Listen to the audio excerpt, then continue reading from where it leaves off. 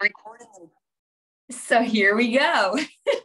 All right. When it comes to food choices, these are really, really, really helpful things that I have learned as a result of living with Mike, training under Mike, studying nutrition, like going back and doing all the things I need to do for myself.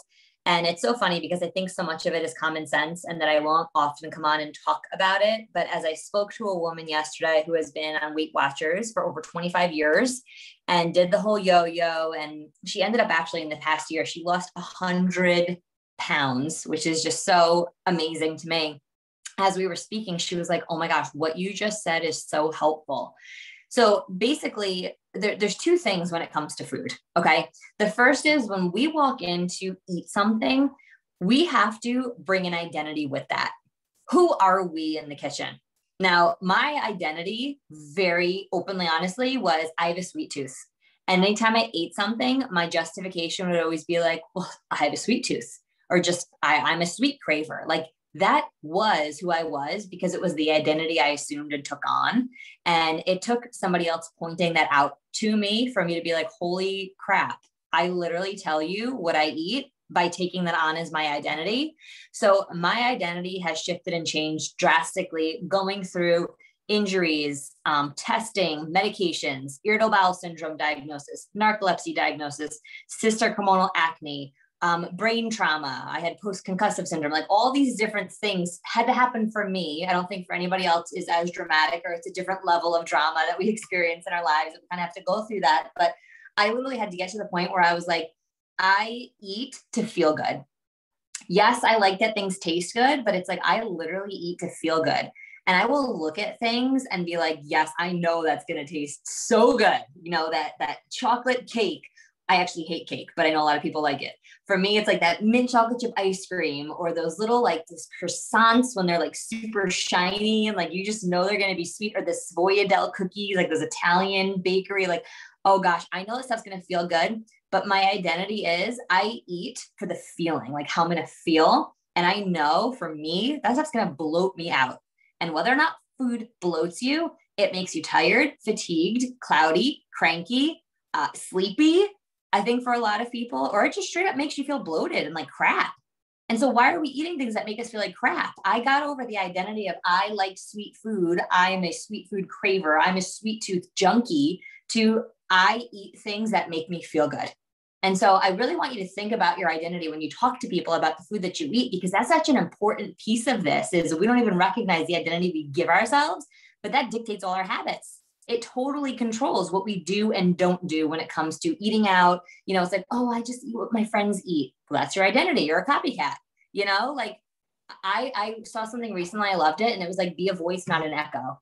And I think we have to think about that too when it comes to our choices. We don't want to echo what everybody else is doing. Like, oh, you got a burger and you got a burger and you got a burger and you're eating fries and you're eating fries and you're eating fries. I don't choose fries because they make me feel like crap.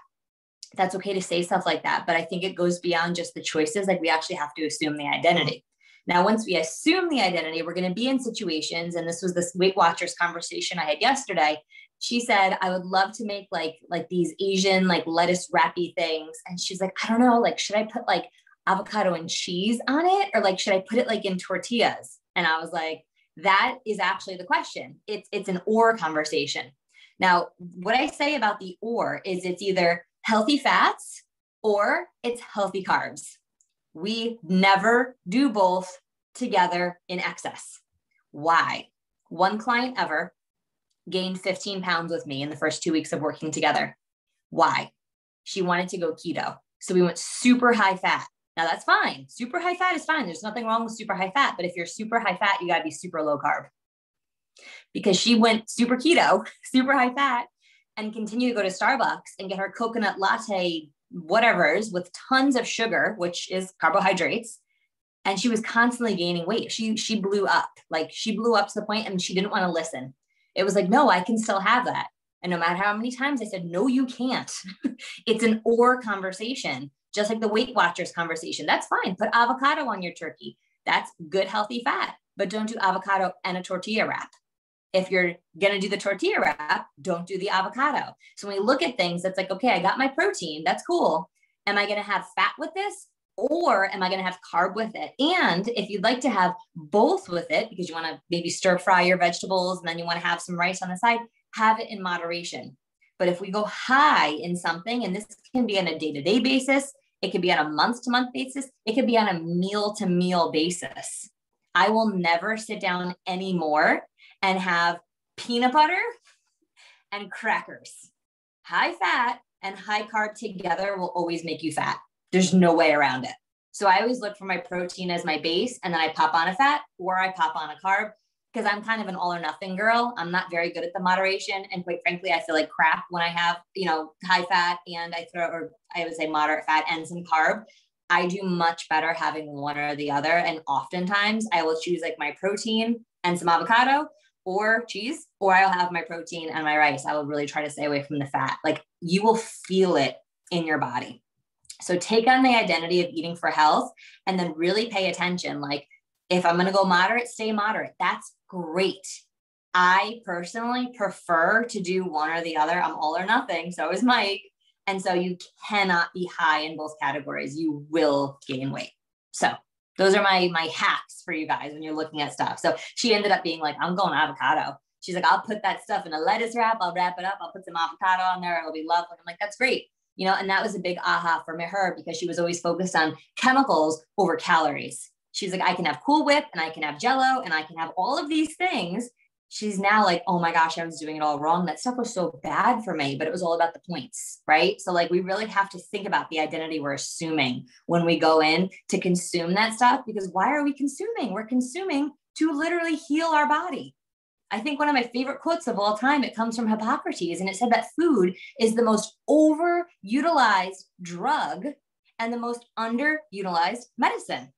Food is fuel. It fuels us, and it's either going to make you slow down or it's going to make you feel great. It's going to make you cloudy and tired, or it's going to make you like I feel right now. Like, I feel like I'm on fire, like unicorn status. I'm ready to rock and roll.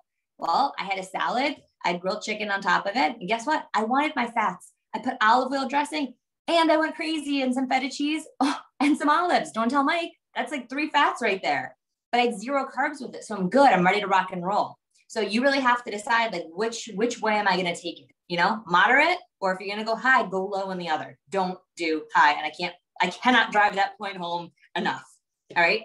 So there's our training for today.